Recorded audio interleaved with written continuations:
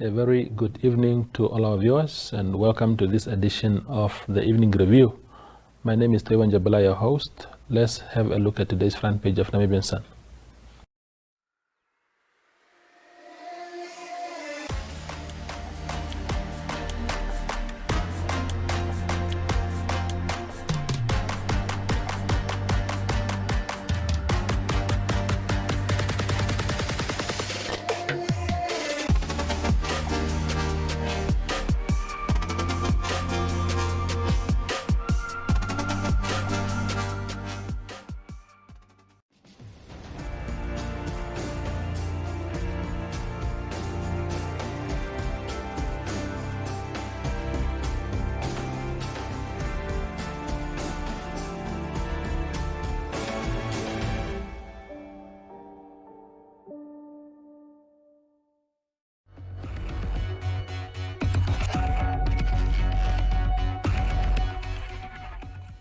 Tonight on the show, we are joined by Siske Smith-Howard. She is the regional councillor for the Swakopmund constituency in Erongo region and is also the chairperson of the Erongo Regional Council. Siske, welcome to the show. Thank you, Tori. Thanks for having me. Yeah, indeed. So it's been busy days for everyone and the year has started also on a very busy note, but in your case in particular, I'm sure it must have been very busy. We've seen a few of your activities here and there in the media, including social media. But give us a sense of how you are settling into this new job, also a very big departure from what you are known for. Yeah, well, like you say, it really has started with a bang, and it's not necessarily the demands of the job, but the demands that I've placed upon myself. Yeah. Because I feel that, 5 years isn't a long time. So there's so much that we need to do and need to accomplish that, the next day after we've been appointed or after I've been appointed, and if I say we, then I many a time speak about the local authority councillors as well and other regional, our Walfish Bay regional councillors as well. We jumped right in. So the day after election, we basically started occupying our offices to make sure that we understand everything that's going on and what's needed of us and, the main priorities that we need to look at and all those sort of things. So it's been a long time since I've been this busy. And some weeks go by where my husband says he can't even remember what I look like, So but it's a lot of fun, It's good to be able to work for the people and it's good to be able to really spend one's time investing into the communities. And that's what I really enjoy. And I mean, that's why you run for council. Yeah, that's indeed. Why I believe that's why one puts your hand up and say, but I want to fight on the front lines for the people, indeed. And so it's been busy, but it's quite enjoyable as well. Indeed. And just how, I mean, as an outsider then, I mean, you perceive the challenges differently than you would when you are inside that space. What are the main challenges facing your constituents right now and how do you intend to tackle them? Well, I think one of the main challenges, not just for my constituency, but for the entire Namibia is the housing issue. So there really are a lot of people that don't have access to their own housing, access to land, these sort of things. So that's something that we really need to address as a matter of urgency. And it's, like I said, it's not just my constituency, it's a countrywide issue. And we're really focusing on working towards making sure that, within the next 2 to 3 years, we tackle the bulk of the issue in my constituency specifically, but also in the region. In my capacity as chairperson of the regional council, it's not necessarily something that we need to do through the regional council, but it's something that we need to do through the local authorities. And I've really placed myself front and center with the local authorities as well in the region. And I think that's part of what makes it so much busier, that takes a lot of time.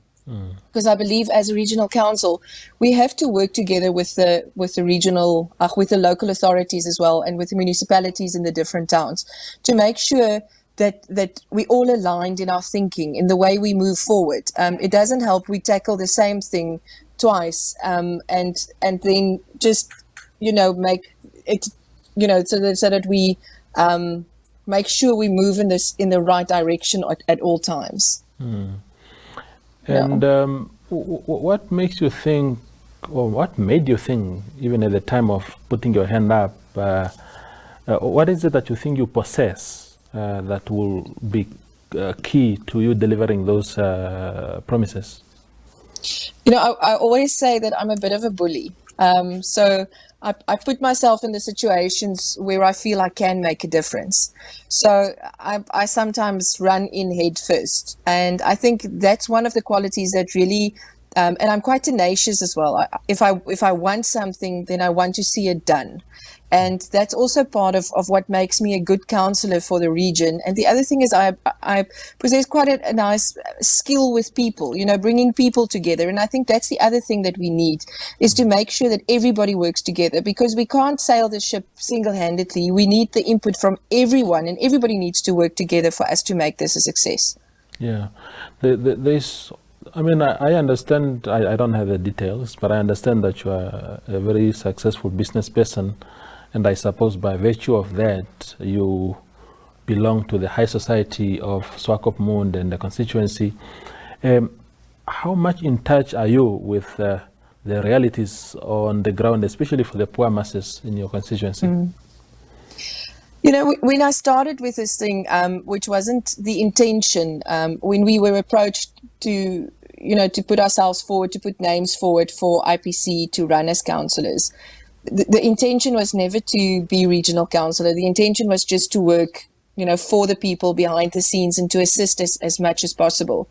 And the people of Swakopmund really carried me to where I am today. I always say I didn't campaign a single day for myself. It was the people of Swakopmund that campaigned to have me in this position. And to answer your question, it was a real eye-opener, because we tend to live in a bit of a bubble. So it was a real eye-opener last year when I really started working on the ground with the people from within the townships, you know, and those people have really become some of my very good friends, because these barriers that we believe exists, that doesn't really exist. And then if you're able to, you know, cross the lines, that's those imaginary lines, then you realize that there's people living, you know, in really bad situations, and really, you know, I don't sometimes, you know, I wake up in the middle of the night and I think, how do those people survive the way that they survive, you know? And that's part of the drive, to make sure that we change the situation on the ground, that we change the lives of the people that really don't have anything, you know. And still now, if I drive through the township, you always see the children smiling, and you always see the children playing around, and there's such hope and there's such happiness. And we really need to make sure that we improve the livelihood of the people across Namibia. You know, Corona's really hit us hard, and especially in the Ronga region, you know, with the severe lockdowns that we've had. So many people has lost their jobs. I have it constantly in my office, where people come and the main thing that they say is they're hungry. You know, and that's something, if you reach that point where you're not even just asking for work, you're starting to ask for food assistance, then you've really hit rock bottom. And it's a terrible, terrible situation for our country to be in. And that's what motivates me to work so much harder, to make sure that we're able to help the people on the ground. You know, and I need to encourage everybody to start having those conversations, and to start making sure that they understand what's going on with your fellow person. It's not somebody that's over there. It's not somebody that lives in a township. It's the person that stands next to you, you know, when you in the queue to the municipality. It's the person that's next to you at the shopping center. It's people that, you know, we're in touch with every single day. It's not somebody that lives on the other side. It's our people. We're all together in this. We're all Namibians, and we all need to make sure that we move towards a brighter future. Indeed. The other question, Siske, that I have for you is, you know, given the way the local authorities, known as a matter of fact, the regional, the constituency officers, or the councillors, mandate and what seems to be very limited access to broader resources, how does a person like yourself affect the change that you want to see under the circumstances? Coming from the private sector, I need a lot of assistance from the private sector, and I feel that's also part of my mandate. I understand that the government doesn't have a lot of money. I understand that the resources are really limited, and especially on regional council level, we have to make sure there's development in our communities. And to give you an idea, we get such little funds to be able to plow back into our communities that I'm heavily reliant on sponsorships, on help, on loans, or whatever we can do, mentorships from the private sector, because we've got a lot of knowledge from within our people, be it any section of the population, and we need to make sure that we start helping each other. Like I said before, there's this divide we need to get rid of, and we need to cross it as soon as possible to make sure we assist in uplifting each other. And that's important, to make sure that I'm not reliant on specifically governmental funds or, constantly asking the government to help. I feel at this stage that's a waste of time, and it's a waste of my resources. I need to start getting the private sector involved to also understand that it's also our responsibility to start looking after our own people. How is your working relationship with, because the current dynamics of our politics are quite interesting, and some people think that they are good, some think otherwise.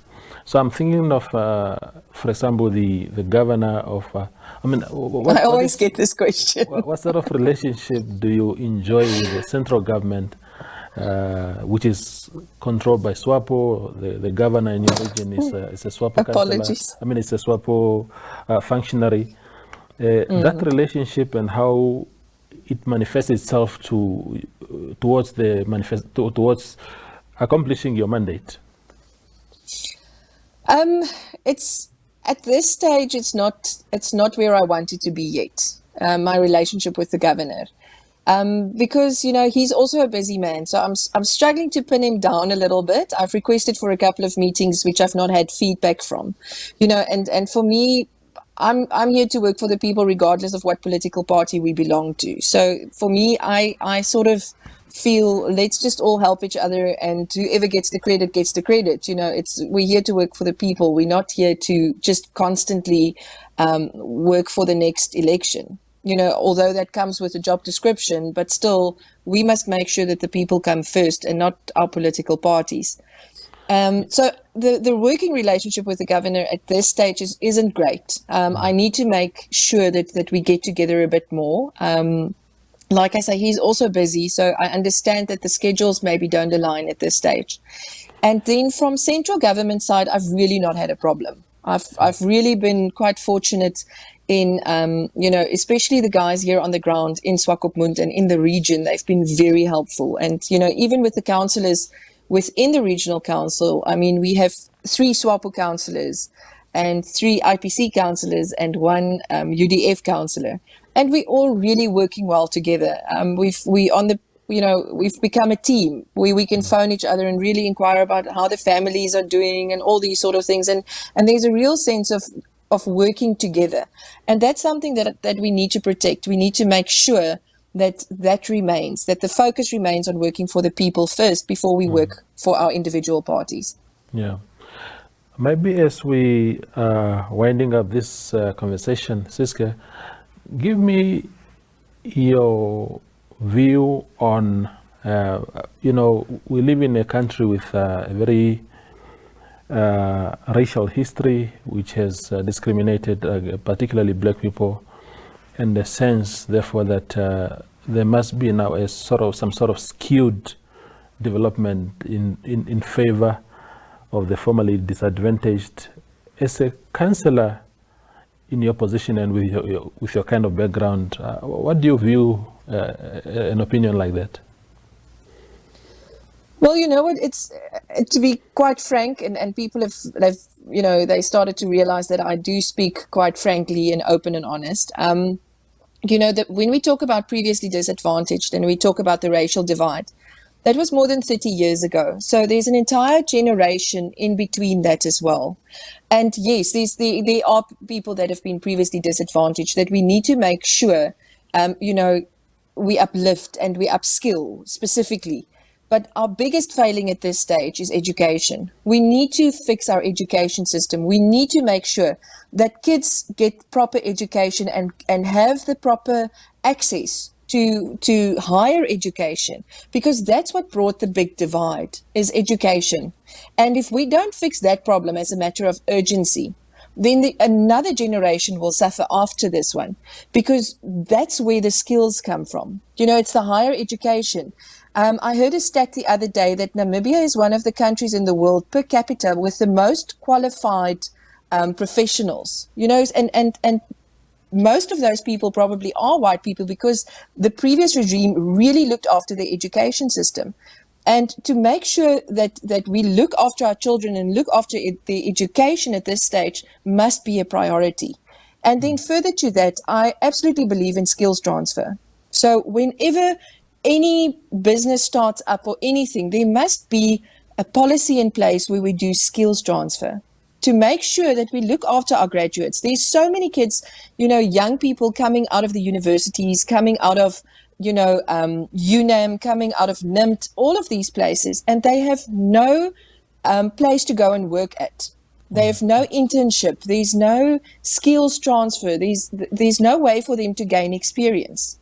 And that's what we really need to focus on, to take these people in under the professionals and to make sure that the skill transfer happen. It's sort of like in the old days, the young boys had to go to the army. It's sort of in that same sense that I'm talking, we have to take these kids in and make sure we prepare them, because now they've had the education and now they need to have the experience, build up the experience to be able to function in the big wide world out there, which is a scary place, and so we must prepare the children. But the first step will be to fix our education system and to give children access to proper education. Something that I didn't know is the kids in the north, people my age at this stage, they tell me that they could only go to school 2 to 3 times a week. And you must understand, I was born 1984, so I never really knew the apartheid regime. I grew up after independence. And so that's why I'm saying people my age, we all grew up after independence. Because somebody had to look after the cattle. So people up north, the children can't go to school every day because they also have to help the families look after the livestock. And that's something that really distresses me, because you can't have that. You have to make a plan to make sure these kids get the proper education, have proper facilities to go to. We don't, I don't want to see in the newspapers that they have to go to school in shacks. That's not a proper facility. That's not a safe place for a kid to learn. We need to really make sure that in order for us not to lose the next generation, we must urgently start looking at the education system. Indeed. The very last question to you, Siske, then is, last year as elections were looming, a lot of things happened, a lot of commotion. We have seen in the papers at the time, people having gone to your social media activities and taking screenshots of some pronouncements that you have made.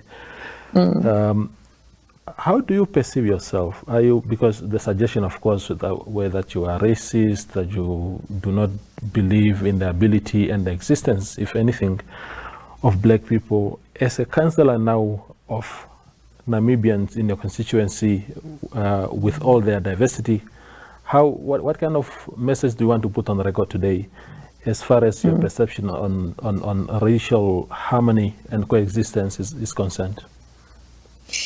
Look, I first of all have to address what happened there. So thank you for giving me the opportunity. Those posts were completely taken, out of context. So never was it about a black person. The post that was most referred to is like they were trying to say that I referred to black people as animals, which wasn't the case. The case that was stated, the image that I shared at that stage was people that were destroying property and people that were throwing food at each other at a very nice function.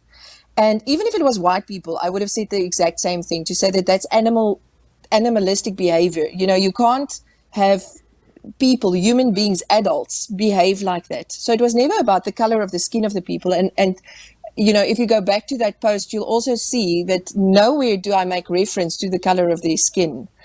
The other thing that I was sort of taken out is because I'm a Steve Hofmeyr supporter, and for me, we've had such rife corruption in this country that anybody at this stage, I felt, even Steve Hofmeyr, which is just a mere singer, would do a better job than what we've currently got, just because of the corruption and the looting from the people, which make me really, really angry.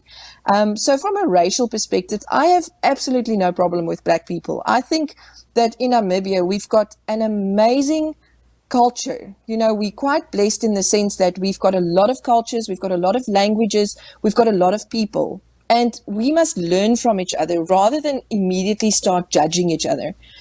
I have to accept you with your differences, the same that you need to accept me with my differences.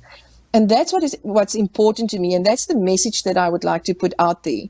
At the end of the day, we're all human beings. We're all fallible. But if we can accept each other for who we are and look, sometimes we focus so much on this racial thing that we forget all the other stuff, and that's something where I feel, let's move away from race. Let's move away from this thing we always have to first look at a person's color before we look at their deeds. And if you look at my deeds rather than my social media posts, you would see a much different picture. It's difficult now, and I think that's a big part of what makes it difficult for our children as well. We tend to be judged in a virtual world, which is much different from the actual world. So for me, a very nice story that came out of that, and you know what, I was quite happy that happened at the time that it did, because I was able to go back to our people here in Swakopmund, the people that were really making sure, my team, so to speak, and it's a leadership team within IPC. And I went back to them and I sat with them and I said, look, guys, this is the situation. I explained everything to them. And I said, if this affects you, I will withdraw, today still. And all of them sort of looked at me confused and said, Siske, why? We all have a past. The one guy said to me, I was a drunkard 5 years ago. So if you go back on my social media, you would see I was a drunkard. Yeah. The other person said, yes, I was homeless, jobless because I was doing drugs. And if you look at my social media post, and they looked at me and they said, so what's the difference? We all have a past. Yeah. And it was such an emotional thing that come together that I actually have to say thank you to the propagandist that ran that whole thing against me, and every now and again it still pops up. And I'm just like, yeah, thank you for bringing that up, because you brought a nation together, even if it was just a small part of the nation here in Swakopmund, by bringing that up. And all the attacks that came, if you go back on those social media posts, it was the black people that defended me, the guys that got to know me on the ground. And that should speak a lot more towards my character than what's being portrayed in a virtual world. And anybody that you'll run into will say to you, I treat everybody the exact same. Yeah. Because I believe that's what it's about. Indeed. we all just human beings running this race on this planet, and we're here to help each other. There's no reason why we need to judge each other on the color of the skin, or why anybody would be made feel less or more because of the color of their skin. If you take the skin off, we're all red with bones underneath. There's no difference. And that's the way I feel about people. And that's why I say to you, some of my very good friends have become black people. Yeah. And I enjoy it like that, because I can finally get to share cultures, learn a new language, those sort of things. And I really enjoy it. Indeed. Councillor, thank you very much for your time and for sharing those perspectives with us. No, thank you for giving me the opportunity. I really appreciate it. Indeed. That's Councillor Siske Smith-Howard. She is in charge of Swakopmund Constituency, speaking to us about her plans for the 5 years that she's been elected to office, and also commenting on some of the perceptions that some sections of society have of her. Thank you for watching.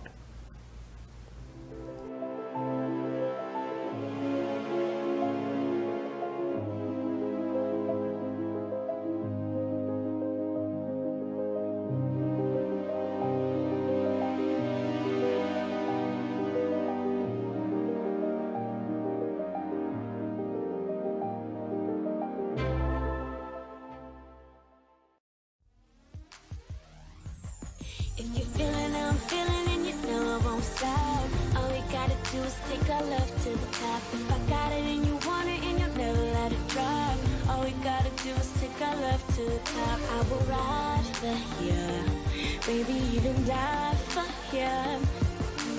When I'm loving you, but my heart don't stop.